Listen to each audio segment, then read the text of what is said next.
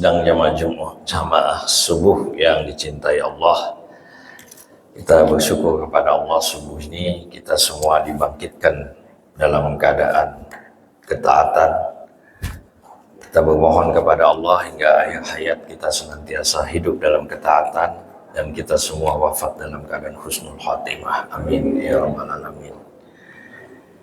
Di dalam Al-Quran Allah surah Al-Baqarah ya Allah mengingatkan fadzkuruni azkurkum washkuruli wala takfurun.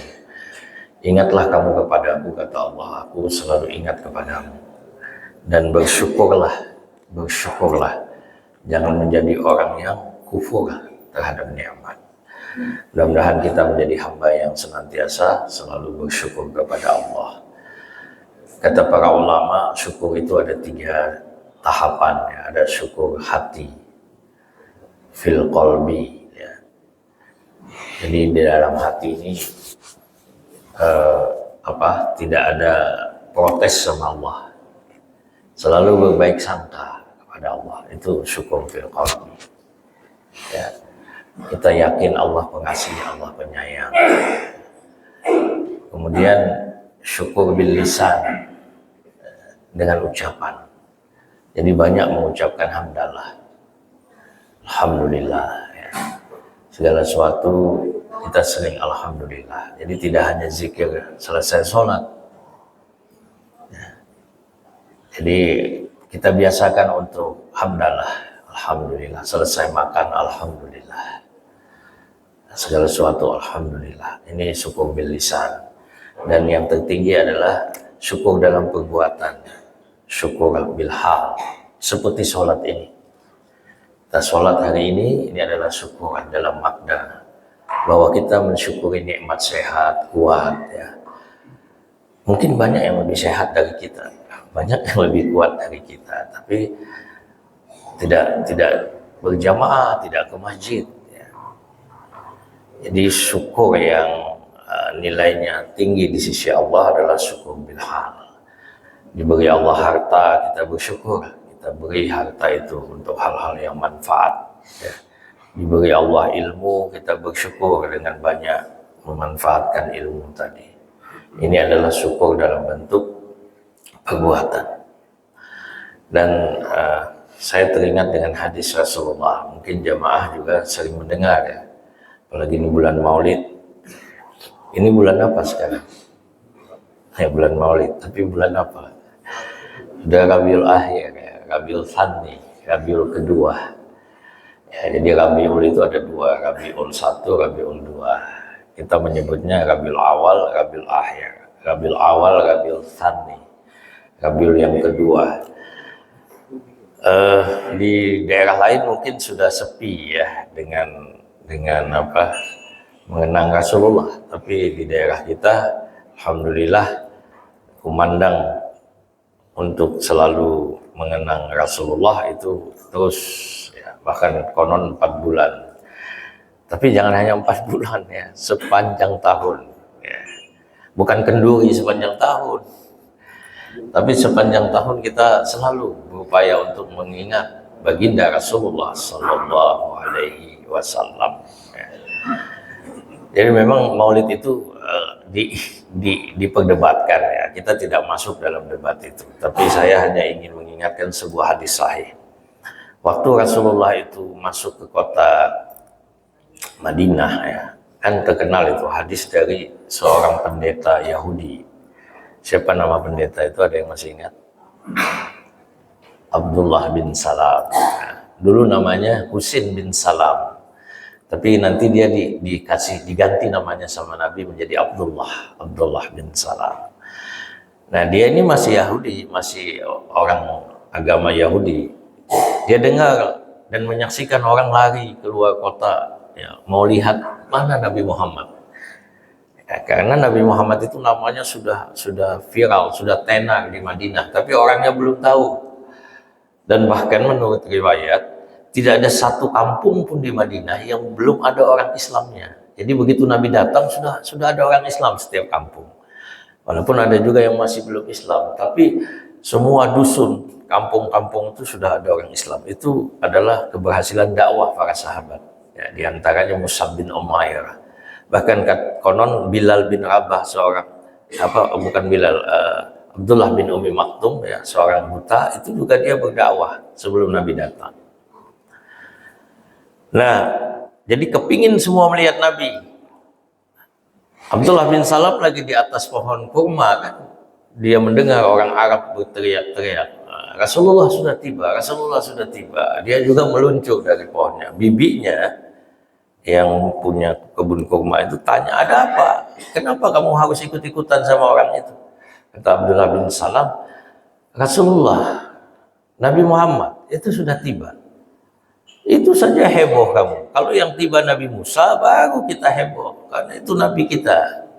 Kata Abdullah bin Salam, ini saudaranya Musa. Ini saudaranya Musa. Maka kemudian Abdullah bin Salam mengatakan, ketika aku tatap wajah manusia itu yang dikelilingi banyak orang itu, aku memastikan bahwa bukan wajah pendusta. Aku seperti melihat bulan purnama. Dan aku mendengar dia berkata, ya ayuhan nas, hai manusia. Ya, jadi Nabi menyeru wahai manusia. Jadi di sekitar Nabi tentu tidak hanya orang Islam, makanya Nabi menggunakan kalimat ya ayuhan nas. Al-Quran juga begitu. Ada ya ayyuhallazina amanu, kita dipanggil.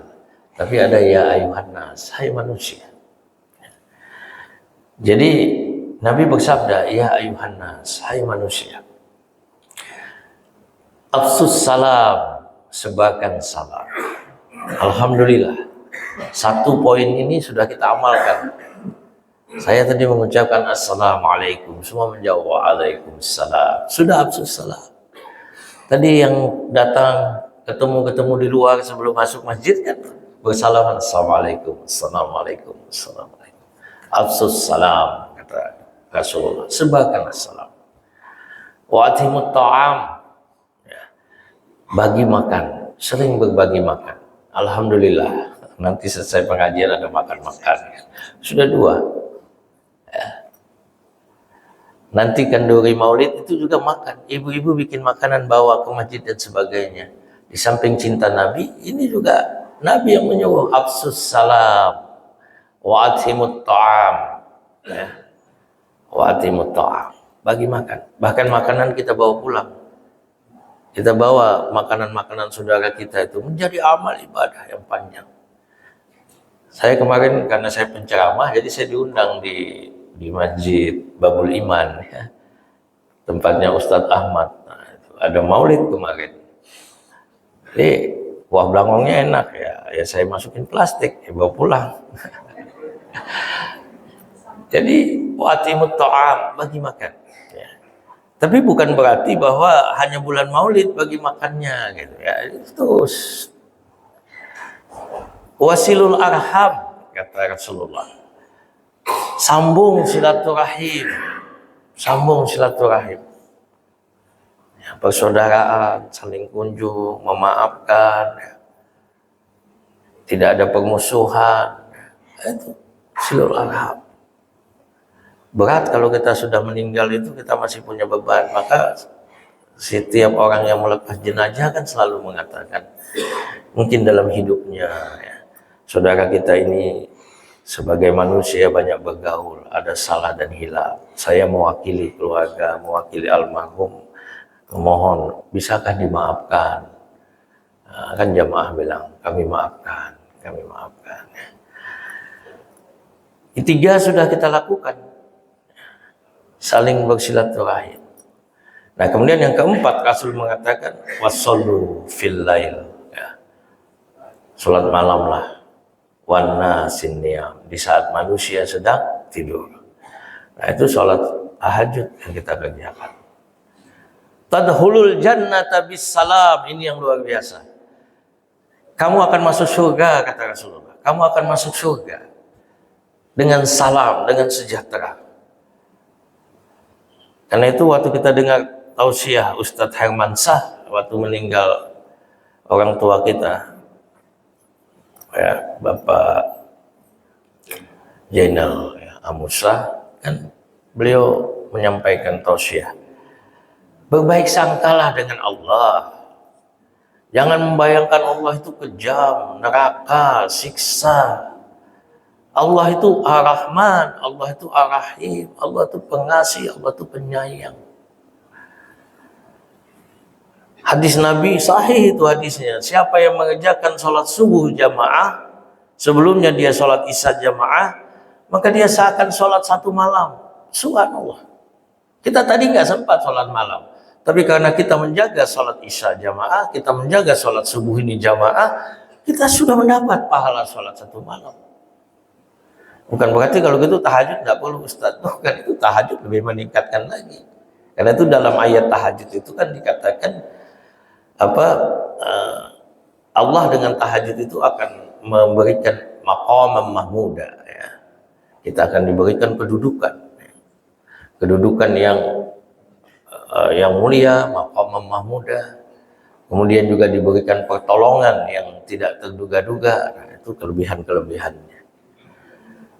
Jadi subhanallah, Allah itu pengasih, Allah itu penyayang. Dan subuh ini kita sudah punya 3 pintu surga. Salam, wa'atimut ta'am, ya, dan wasilul arham.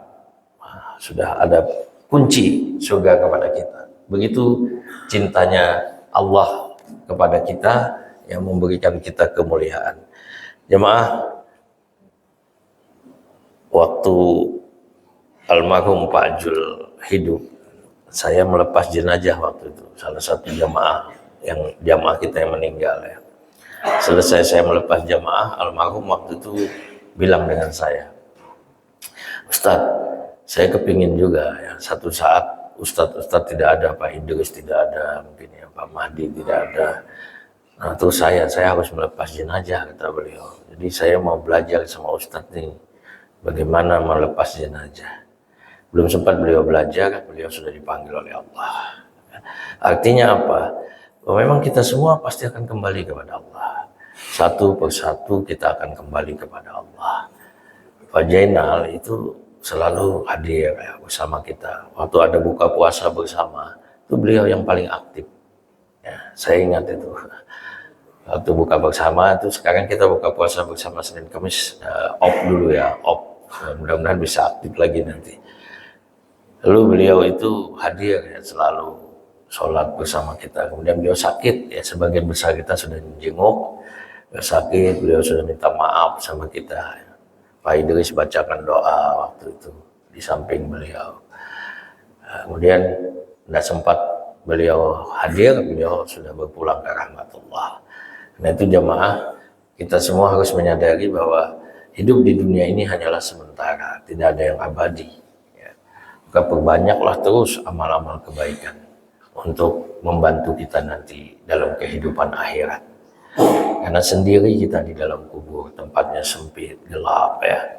Tapi hadis Nabi dan kita sangat yakin, kubur yang sempit itu akan menjadi lapang. Kubur yang sempit itu akan menjadi terang kalau kita banyak amal. Dan amal itu sekarang inilah yang harus kita kerjakan. Karena itu hadis Nabi, putus amal anak Adam ketika dia mati. Ini tidak bisa dibantah. Memang putus. Bagaimana mungkin orang mati berzikir? Bagaimana mungkin orang mati bersedekah? Nggak bisa lagi. Bagaimana mungkin orang mati sholat? Kan nggak bisa lagi. Malah disolatkan. Maka kata Rasulullah, putus. Nggak ada lagi apa-apa yang bisa dilakukan. Lalu Nabi menyebutkan kecuali. Nah, kecuali ini pun dikerjakan waktu hidup. Yang akan terus mengalir, yaitu amal sedekatun jariyah, ya, ilmu manfaat, doa anak yang soleh, nah ini akan terus mengalir. Nah jemaah yang dicintai Allah, walaupun kita di dunia ini tidak selamanya bersama, tapi kita berharap di akhirat kita akan selalu bersama dalam surganya Allah. Saling memanggil nanti ya, karena Nabi dalam sebuah hadis mengatakan, nanti ada orang yang ketika dia di dalam surga, dia bertanya kepada Allah, ya Allah, dulu si Fulan itu sahabat saya. Kata Allah, dia dalam neraka tuh. Ya Allah, saya bersaksi, dia sering bersama saya ibadah, dia sering bersama saya tahsin, mengaji Quran. maka Allah mengeluarkan orang itu dari neraka karena sahabatnya mencarinya. Jadi kalau nanti saya tidak nampak, Bapak Ibu tolong panggil saya. Jadi kalau saya nggak nampak di surga, tolong mana Pak Faisal. Dan demikian kita juga satu sama lain saling mengingatkan. Karena itu jamaah itu sangat penting. Jadi bukan hal enteng jamaah itu. Jadi kita sering ini ada Ustadz Alwi, dia di sini ketemu saya, di Al-Fitrah ketemu saya. Hanya jamaah. Nanti kalau Ustadz Alwi di surga tidak lihat Pak Yusuf, panggil Pak Yusuf. Mana Pak Yusuf nih sahabat saya. Dan ini jaminan Allah. Ibu-ibu juga begitu, saling mencari kita. Dan insya Allah kita akan ditempatkan di dalam surganya Allah Subhanahu Wa Taala. Surga itu luas sekali. Wasyari'u ila maghfiratin min rabbikum wa jannatin arduhas samawati wal ard uiddat lil muttaqin. Dan begitu dalam Al-Qur'an. Bersegeralah kamu kepada ampunan Tuhanmu dan menuju surga yang luasnya seluas langit dan seluas bumi yang disediakan untuk orang yang bertakwa. Subhanallah. Jadi surga itu jangan bayangkan sempit, nggak mungkin tertampung, seluas langit dan bumi. Nah itu kita berdoa semoga kita semua adalah ahli surga. Amin. Nah jemaah kita lanjut ya. Kita sudah sampai pada azan. Saya nanti mau dengarkan azannya orang Syiah. Pernah dengar azan orang Syiah? Ya. Supaya jangan keliru kita ya. Di Syiah ini di dalam mazhabnya Sunni ya, dia bukan Islam lagi. Keluar sudah akidahnya. Ya. Karena mereka memang mereka bersahadat juga. Walaupun ada sebagian kecil ulama Sunni yang mengatakan dia juga Islam, tapi karena dia menuduh Aisyah itu jahat ya, dengan keji, dia menuduh Abu Bakar, Umar, Utsman itu pengkhianat. Ya. Nah itu yang kita tidak bisa terima. Ya. Nah jamaah nanti terakhir azannya Syiah. Nah ini jadi azan itu yang standar yang kita dengar. Kemudian tambahan as-salatu khairum minan naum ya. Ini sudah saya ceritakan terakhir bahwa ini adalah ucapan Bilal yang kemudian dibenarkan oleh baginda Rasulullah Sallallahu Alaihi Wasallam. Ya. Jadi Nabi telah memerintahkan Bilal untuk melakukan azan. Ya. Kemudian sahabat Bilal menambahkan as-salatu khairum minan naum. Lalu Rasulullah menetapkan kalimat itu, Sunan Ibnu Majah.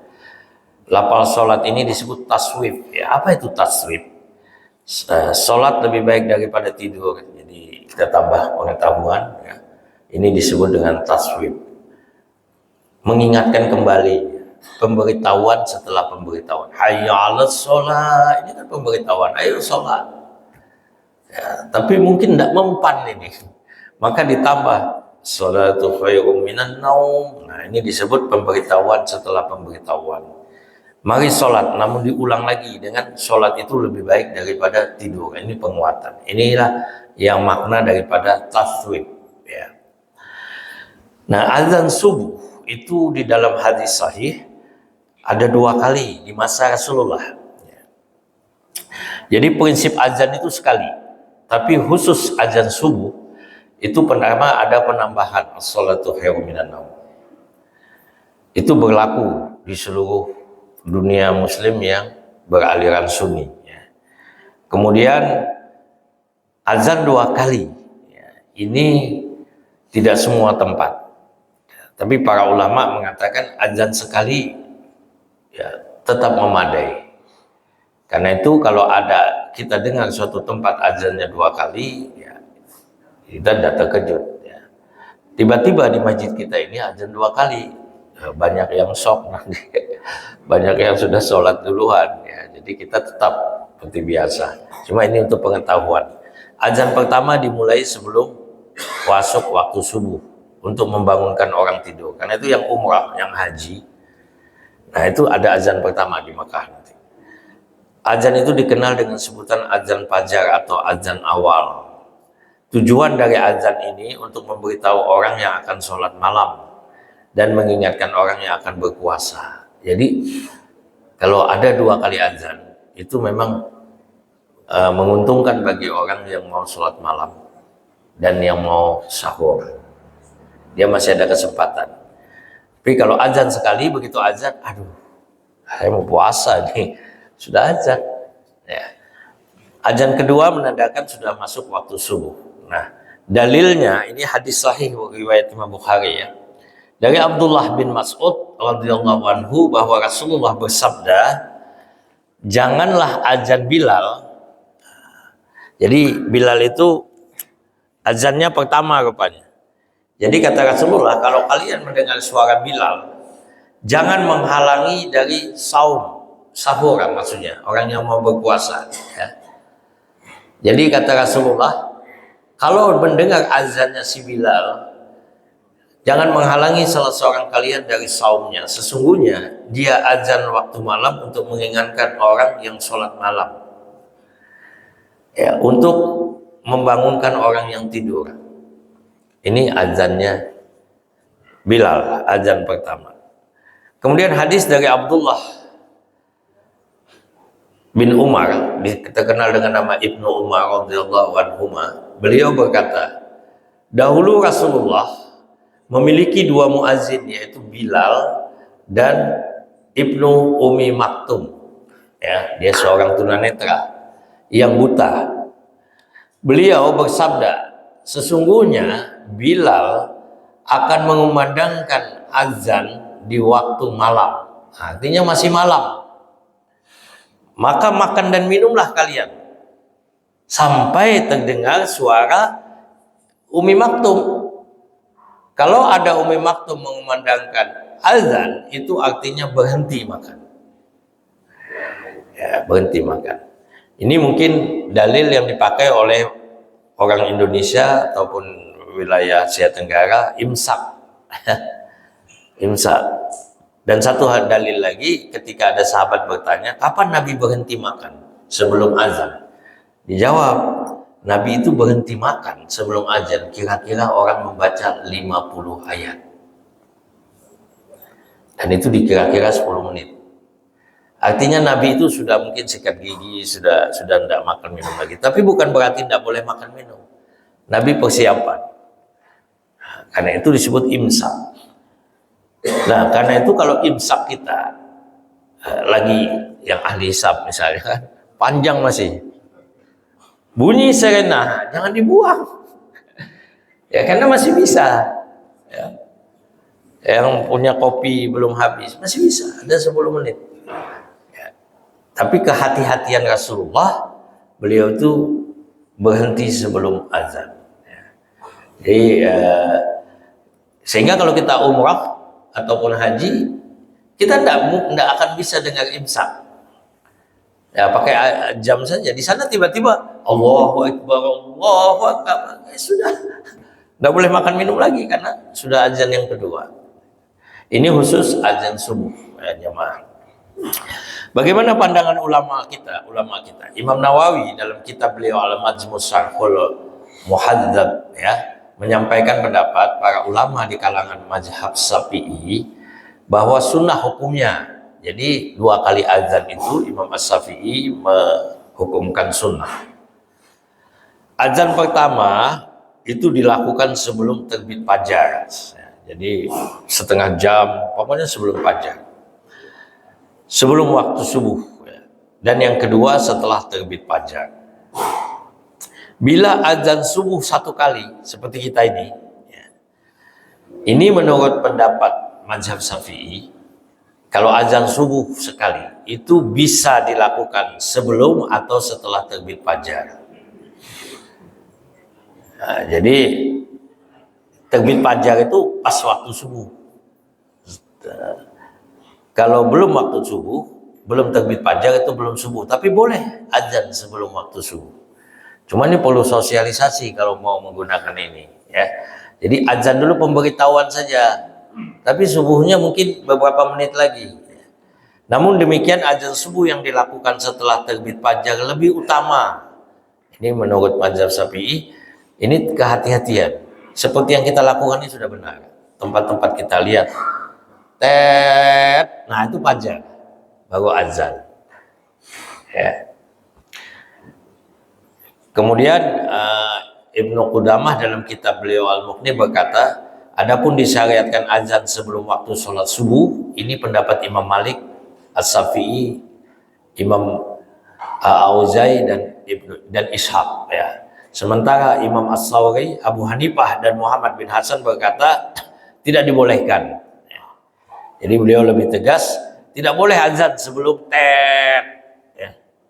Jadi magbot tidak boleh azan ya, subuh sebelum tanda. Sebab menurut mereka azan dilakukan setelah masuk waktu sholat subuh. Kalau belum waktu sholat, itu jangan menggunakan kalimat azan. Bangun, bangun, subuh sudah dekat, boleh.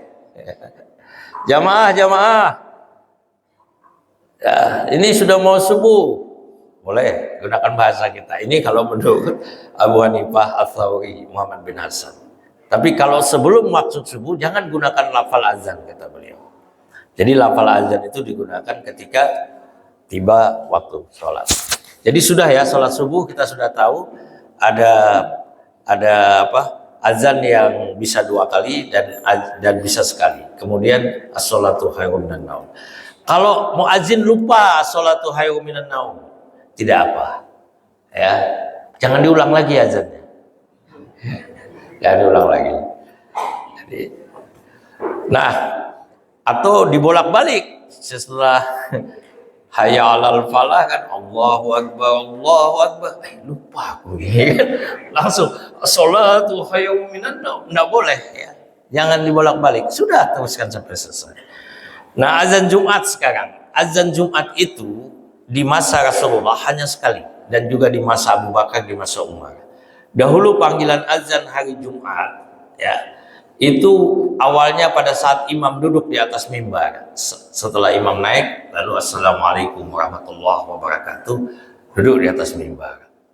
Ya. Nah, ini ada pendapat ya. Mungkin jangan terkejut kalau di satu daerah bisa saja. Jadi khatib itu dia keluar dari ruangan dan lihat jamaah, assalamualaikum. Kemudian dia langsung duduk. Sudah tadi kan assalamualaikumnya. Ya, karena di hadis ini dahulu panggilan azan hari Jumat awalnya pada saat imam duduk di atas mimbar. Jadi dia sudah menganggap salam tadi. Tapi kalau yang bagus ya seperti kita, berdiri tenang dulu, cek mic kan. Jangan-jangan mic-nya mati. Cek mic. Setelah itu baru assalamualaikum warahmatullahi wabarakatuh. Baru duduk. Ya. Nah, di masa Rasulullah, Abu Bakar dan Umar radhiyallahu anhuma. Jadi jangan kaget kalau nanti ada seperti itu. Misalnya di Jepang ya. Di Jepang itu khatibnya, khatib Jumatnya itu tidak menghadap dulu. Assalamualaikum warahmatullahi wabarakatuh. Tapi mimbarnya itu umumnya dia buat tangganya kan miring. Jadi dia duduk di tangga. Jadi begini duduk di tangga, jamaahnya sana dia duduk. Ya. Kemudian ada air mineral, dia kadang minum dulu. Oh, dia balik lagi. Dan dia tidak pakai kopiah di Jepang. Nanti ada juga kalau nggak salah YouTube saya orang Jepang azan. Jadi kalau jangan terkejut-kejut kita. Tapi itu sunni, tetap dia dalam kaitan saudara kita. Ketika masuk masa Utsman dan manusia bertambah banyak, maka azan itu ditambah azan yang ketiga di atas zuhur. Nah, ini disebut azan ketiga ini oleh para ulama dimaksudkan azan pertama kedua itu adalah azan dan iqamah. Ya. Kemudian azan ketiga yang dimaksud adalah azan kedua sebenarnya sebelum masuk waktu. Dilakukan di atas zuhur. Tidak ada di zaman Nabi muadzin selain satu orang. Ini artinya muadzinnya 2. Satu muadzin di masjid, satu muadzin di zaura. Disebutkan tidak ada di zaman Nabi muadzin selain satu orang, yaitu kalau di Madinah adalah Bilal. Kemarin kita sudah sebut ada beberapa muadzin Nabi. Zaura itu apa? Zaura sebuah tempat yang terletak di pasar kota Madinah. Jadi dulu kan di Madinah itu ada pasar Yahudi, pasar Bani Qainuqa, ya. Ada pasar orang Islam di dekat Masjid Nabawi sekarang, di dekat makam Baqi. Nah, di situ ada tempat, ya, pasar, ramai orang di pasar. Jadi hari Jumat, saking ramainya orang, Usman risau pas lagi khutbah Jumat. Ini banyak yang nggak tahu, banyak yang datang itu, ya, ketika khatib sudah hampir selesai. Ternyata nggak zaman Utsman, zaman sekarang juga seperti itu. Ya, sampai sekarang, zaman sekarang juga seperti itu. Jadi pada masa Utsman, ini beliau itu akhirnya mengambil sikap, menugaskan. Cuma saya belum dapat siapa yang ditugaskan di Zawra ini, ya. Kalau ada jemaah yang tahu nanti tolong beritahu. Jadi beliau tugaskan seseorang untuk azan duluan. Jadi kalau hari Jumat itu, kalau di Aceh misalnya pukul 12.30, paling nggak pukul 11 atau 11.30 sudah ada yang azan di Pasar Ketapang itu. Sudah azan. Orang langsung, Jumat ya ini ya. Bungkus semua tutup. Ya. Nah, sehingga pada saat Jumatnya orang sudah penuh. Al-Qurtubi mengatakan bahwa Utsman memerintahkan untuk dikumandangkan azan di suatu rumah atau tempat yang disebut Zawra. Dan ini ijma sahabat. Jadi kalau ada orang yang mendebat, azan 2 kali itu nggak boleh. Ini ijma sahabat. Utsman itu hidup bersama Ali. Sahabat-sahabat lain masih hidup. Kalau Utsman itu salah, pasti ditegur waktu itu, ya kan? Sama dengan penulisan Al-Quran. Al-Quran itu tidak pernah Nabi perintahkan disalin ulang, ditulis dalam bentuk lembaran di atas kulit yang sudah disamak. Tapi karena Umar memberikan dalil yang kuat dan itu akhirnya nggak bisa dibantah, Abu Bakar, Utsman, Ali, Talha, Jubair masih hidup, sahabat-sahabat itu. Mereka, ini ijma yang disebut ijma sukuti, nggak bisa. Ini ijma yang paling kuat. Ya, bukan hanya ijma ulama, ijma para sahabat. Sehingga tidak ada yang membantah. Tidak ada yang mengatakan, "Hai Utsman, kamu bid'ah. Utsman, kamu melanggar." Ya. Jadi azan 2 kali itu tidak diingkari, tidak dibantah oleh para sahabat yang waktu itu ada. Sehingga disebut ijma sukuti dalam kaidah fikihnya.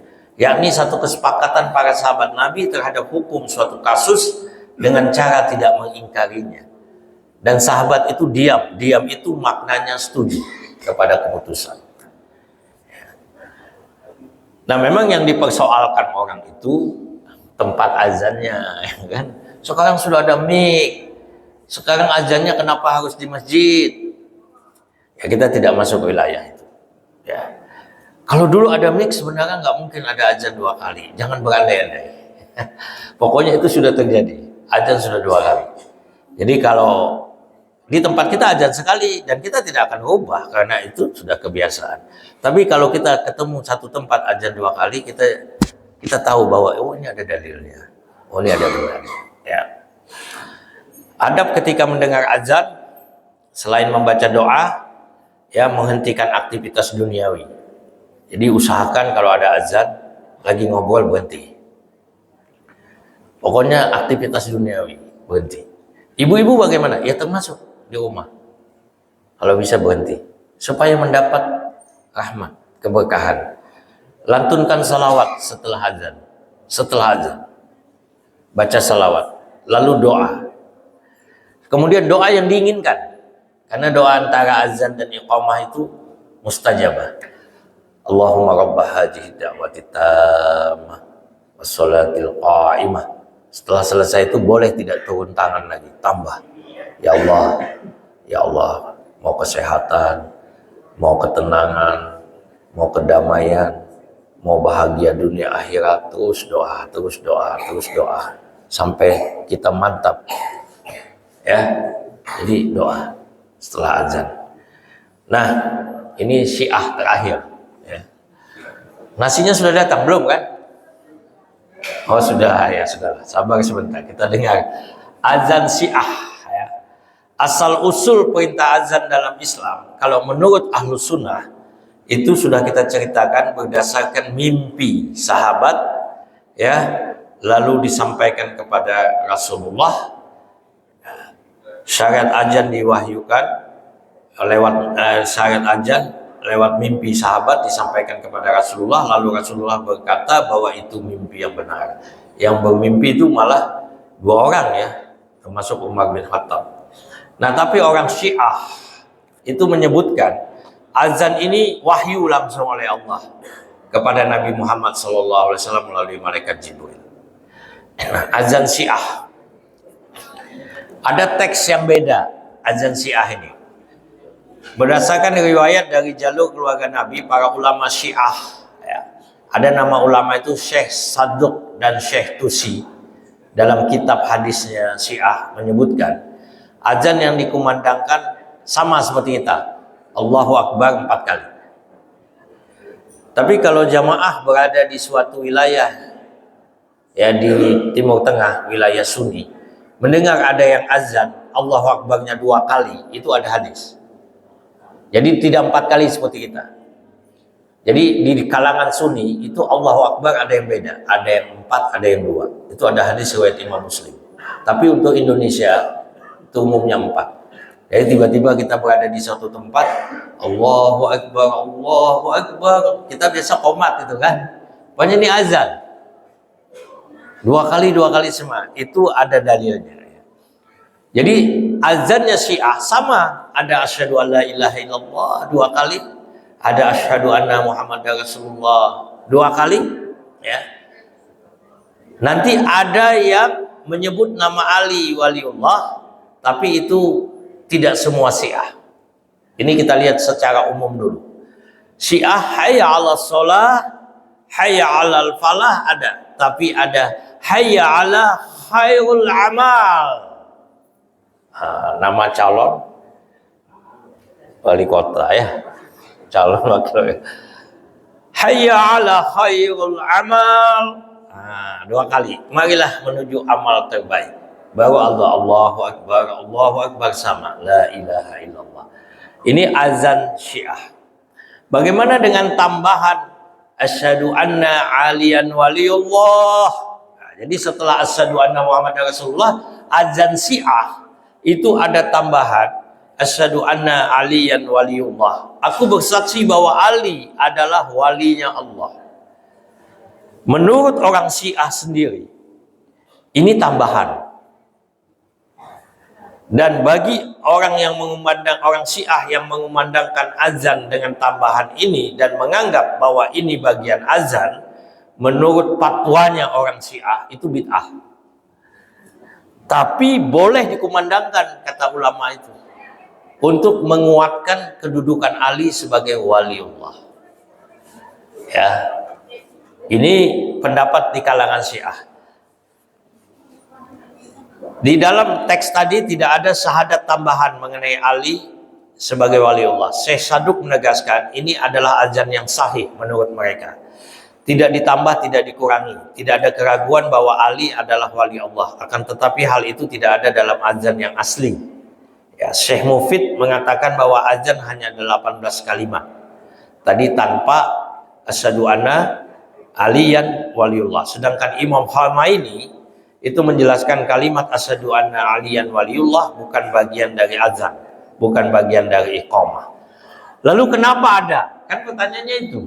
Kenapa orang Syiah ngotot ya menyebutkan nama Ali itu wali Allah?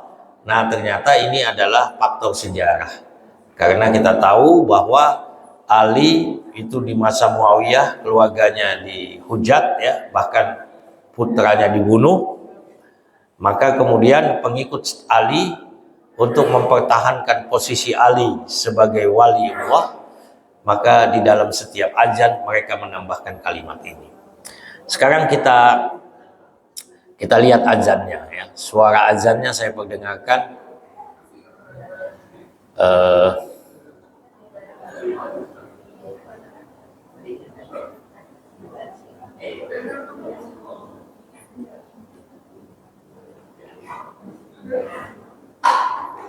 Suara azannya orang Syiah ya.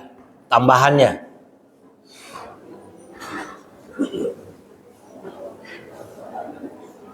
asyhadu علي ولي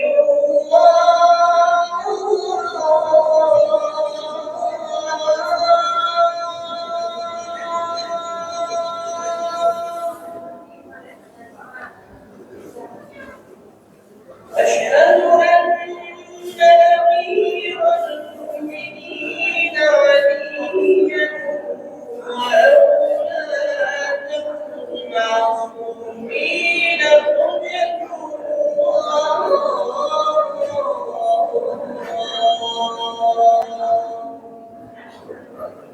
حي على خير العمل حي على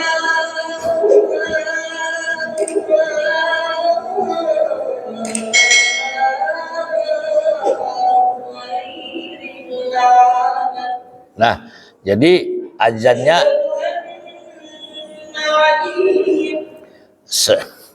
azannya beberapa versi di Syiah itu menurut alirannya ya. Kalau kita lihat ini azan Syiah yang lengkap ya.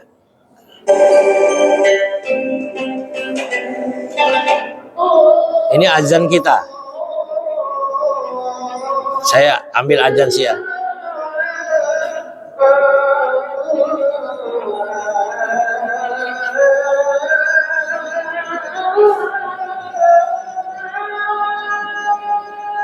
Ini azan kita, azan Syiah ya.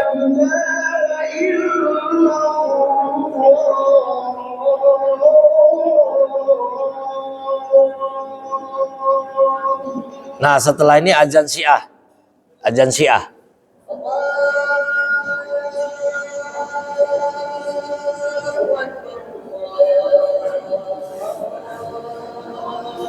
Jadi azan Syiah ini sama, tapi nanti ada tambahannya di sini.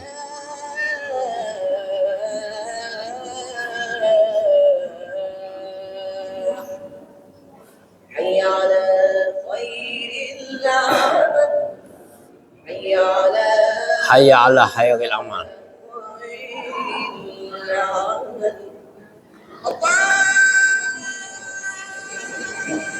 Ya, jadi orang Syiah itu ya aneh-aneh itu membalut tubuhnya dengan lumpur ya. Jemaah kita akhiri dulu kajian kita ya. Ada sedikit lagi nanti kita lanjutkan tentang redaksi azan ini ya. Di samping ada azannya model Syiah ya, ada juga nanti azan tambahan as-salatu fi rihalikum atau ala salu fi rihal ya, atau ada salu fi buyutikum. Jadi boleh ya, sholatlah kalian di rumah kalian. Kapan muadzin mengucapkan itu? Nanti kita akan bahas di minggu depan ya, insyaallah. Nah, oh ya saya lupa, kita maulidnya tidak sampai seminggu lagi. Jadi mudah-mudahan ya, mohon bantuan semua pihak ya. Panitia ini kan tidak ada apa-apanya, kecil, tapi semua pihak bisa mensukseskan kegiatan kita ya. Insyaallah kita akan kenduri pada hari Sabtu dan kita akan melanjutkan dengan tausiah pada malamnya. Kita bermohon mudah-mudahan kita mendapat cuaca yang cerah dan jamaah bisa datang ya, gemakan tentang tablik akbar ini. Demikian, assalamualaikum warahmatullahi wabarakatuh.